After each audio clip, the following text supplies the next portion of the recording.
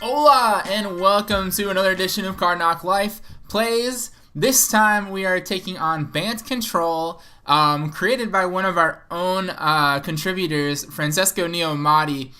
This deck is also known as UWish, Bluish, or UWish, which I think is my favorite version of that, because it's blue-white control-ish. It runs a little bit of green in the main deck for Glittering Wish. And the sideboard is committed primarily to be a wish board for that Glittering Wish. So there are 4 copies of Glittering Wish in the main deck. You can get any number of gold, or any one gold card out of the sideboard, so you get to play a bunch of toolboxy one-ofs.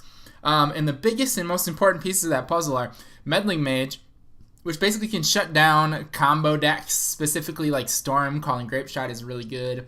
Geist of Traft is like the ultimate win condition when you want to resolve that, or when you can resolve that against a control deck. It's difficult for them to deal with that. We've also got Supreme Verdict, which is like the ultimate removal spell against creature decks. So those are like the 3 pillars of this this sideboard. We've also got options in other big creatures like Dragonlord Ojutai and Sigarda, Host of Herons. I've been told that those are a little redundant, and I kind of agree. I might want to switch out maybe the Dragonlord Ojutai with something else. Other options include like Teferi's Moat, which basically prevents creatures of a certain color from attacking you unless they have flying, I think.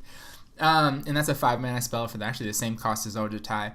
I like that against like Merfolk and even humans. I think it can be good on white. And then there's also, the case can be made for like Wheel of Sun and Moon, which is sort of a Rest in Peace duplicate, but it doesn't exile the graveyards when it comes into play, so it's strictly worse for that reason. However, it can be wished because it's a gold card. Fracturing Gust is really good against Affinity. It's obviously a little slow, but if you can cast it, you will stabilize. Rhox War Monk are good against the aggressive decks, particularly like the burn decks. And then we've got some non-gold cards on the sideboard that just need to be included, like Rest in Peace. But the deck in and of itself is just base blue-white control, like the Benny Hills control deck. Some of the more interesting choices here include like one singleton Ruined Halo in the deck. Fran's a big proponent of that one, and my co-host Daryl also likes Ruined Halo a lot. And I, too, am in favor of this. I really like it. There are some decks that just can't beat a Resolved Ruined Halo in Game 1, or sometimes even in Game 2 and 3. Valakut has a really hard time of getting through this. Just choose Valakut. But this is also really good, once again, against Storm and things like that. There's only one search for Azcanta. I remain impressed by this card. I love it. It is still very, very effective, yet in its least effective in this deck compared to other control decks that I've played that play like more Thought Scours and things like that. We do not have Thought Scour here. But I still am super in favor of having this in here.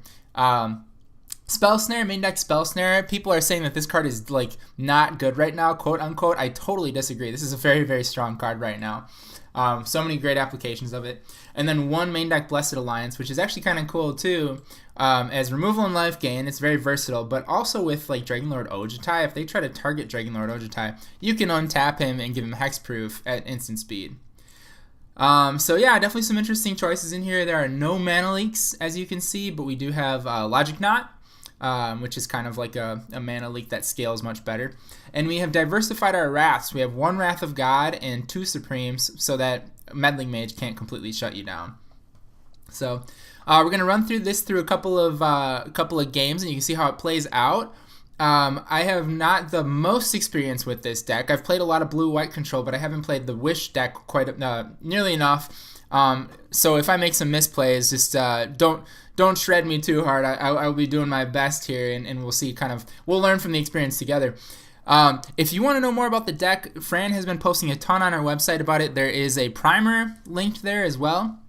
And most recently, Jeff Hoogland took the deck through a league and gave him some feedback on that. So Fran did an interview with him, and we have posted that recently on cardknocklife.com. Last thing, if you're interested in this deck, you're probably interested in Geist of St. Traft, since Geist is a pretty huge piece of this, despite being a sideboard one of. And Geist loves some 4/4 Angel tokens. And Card Knock Life is proud to announce that we have brand new custom art tokens from Rob Rivera, who's a friend of mine in Milwaukee, fantastic artist. He's made these. This is a double-sided token. One side has a 4/4 Angel, the other side is a generic token. You can win these through our podcast by simply liking our Facebook page or subscribing to our YouTube, which you have found here. Obviously, you are watching this on YouTube. So you can do both if you'd like for a better chance. We're feeling awfully jolly these days, so we're going to give away a couple of packs of these. 3 tokens in each set here, and we will mail them to your door free of charge. So listen in to our next podcast, which we'll be recording next week. It'll come out in early January here. And if your name is called up in our giveaway, we will send some your way. So all you'll need to do is message us your address and your name if we pick your username on YouTube or whatever it may be. And we'll send some tokens your way. Anyways, thanks for watching, and happy holidays.